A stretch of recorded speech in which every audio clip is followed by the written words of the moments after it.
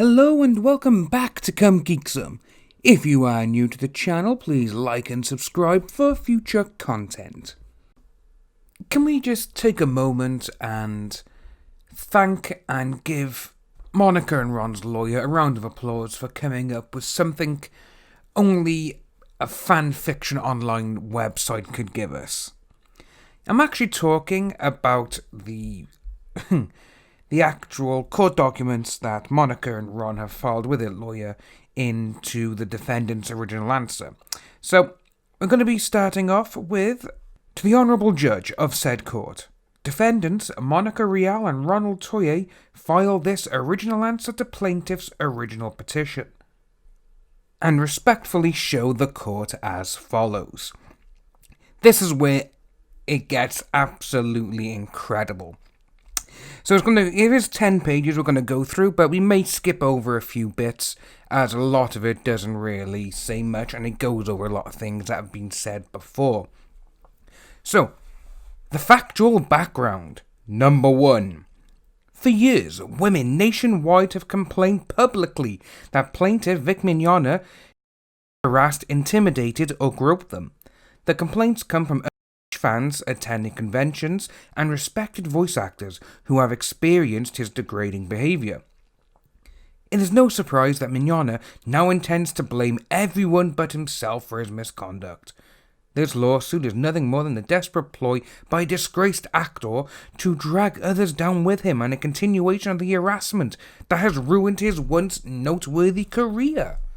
Well, just with that one, straight away, you can see when he's saying the complaints come from underage fans attending conventions and respected voice actors. Well, you got the voice actors who have come out, but they've been called out on stuff they did in their past, which is exactly the same thing that supposedly Vic has done, according to them. And I think that is just really funny because they've all cried wolf, and now it's come back to bite them in the ass for that part there. But when you see the complaints come from underage fans who have attended conventions, again, we've asked to see all of this from the Kick Vic side, and they haven't really shown nothing. Again, you had quite a few people whose photos were used. I did mention this in the last video, and they've had to shut down their YouTube channels, Instagram, Twitter, because they had to publicly come out and defend themselves, saying Vic did not touch him that way. So let's move on. Number 2. Mignogna is a public figure known for his voiceover work for characters in the English dubs of Japanese anime shows, and his role as Captain Kirk in fan fiction show called Star Trek continues. Anime is a genre of animated entertainment typically originating in Japanese, and dubbing refers to the process of removing the original Japanese vocal track of a given anime character and replacing it with one's native language. Mignogna has acted in hundreds of productions, but is perhaps best known as the voice of Broly from the Dragon Ball animation film series. Well, with that there, number 2 should really just be striked off because he's basically just gone on Wikipedia and said, what is anime? And that's all he's done. It's, oh my god, I absolutely love that one there. Number 3. In December 2018, following the premiere of Dragon Ball Super Broly, which features Mignogna's vocal work, accusations of harassment began surfacing. Soon, victims of Mignogna's sexual harassment and inappropriate conduct started coming forward and began posting their experiences online, with some going back as far as 1989. So, again with these, it goes back to the old, well, if this happened for nearly 3 decades, why didn't you do anything beforehand? Why didn't you go to the police? And a lot of these people will be like, oh, well, I never because of this, or because of that. Or because it never happened, but people say, oh, maybe he done it to you. And you're doubting yourself, you gotta double think. That's what these type of people on the Kick Vic side do. They will try and intimidate and make you think, oh, well, maybe he did touch me, I'm not too sure, that sort of thing. Number 4. Mignogna's predatory tendencies are well documented. In fact, there are a number of websites dedicated to sharing stories of Vic's inappropriate behaviour with women, including the Tumblr blog Dear Vic Mignogna. Many victims' stories continue to pour in through all forms of social media, detailing times when Mignogna acted inappropriately towards them, without their consent, most while they were still underage, and include the allegations of assault and harassment. In addition, there's a collection of articles, posts, tweets, etc., all detailing the allegations of Vic.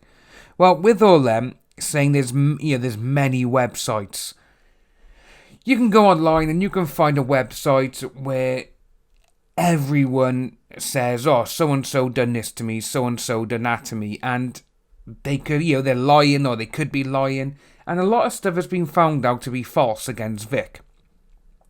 But these people don't tell you that because, in my eyes, this entire, this defendant's original answer is nothing but them just trying to cause, to waste time and to try and get the discovery a bit more. So we'll see how all that goes. And you got this one by here. Now, number 5. On February 19th, 2019, Beth Elderkin, that lovely woman, of IO9, published an article titled, "One of Anime's Biggest Voices Accused of," which details the history of harassment allegations against Vic and how they have led to production companies terminating their ties with him. Elderkin spoke with more than 25 voice actors, cosplayers, industry professionals, convention employees, and former fans about how they've seen their experience with Vic. That article describes Vic as a 56-year-old man who aggressively hugs and propositions women, often without asking for their consent. It happens at panels and autograph lines, at private events, and behind closed doors. His behaviour has become so known in the anime and comic convention communities that it's more than an open secret. Well, again, it goes back to, if everyone knew, then why didn't anyone do anything before? They're all saying, Vic would have done this. Vic is not that powerful. Vic is not that famous. He's not a Harvey Weinstein. He never had this kind of access to a lot of things. And, in my eyes, they've already lost the case against Vic because, further on down, so like I said, we will be skipping out some of these numbers and we will be going straight on to a few other ones, like this one here, which I'm going to talk about now, is about the defamation tweets that Jamie Marshy, Monica, and Ron have said.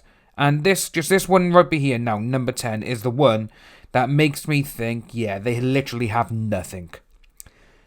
A review of Vic's petition fails to identify what defamatory or otherwise torturous conduct defendants are liable for. For the most part, it complains of likes and retweets of other people's opinions. Well, with that, straight away it doesn't, because it accuses Ron of over 400 tweets this man has sent himself. That's what I like about this 10-page fanfiction. That's what I'm going to call it. I'm going to call it fanfiction, because they've taken, so what we got here, all together, across the 10 pages, there is 50 points. And out of them all, they do actually repeat themselves a couple of times. And when they're just saying, they're arguing about retweets. No, they're not.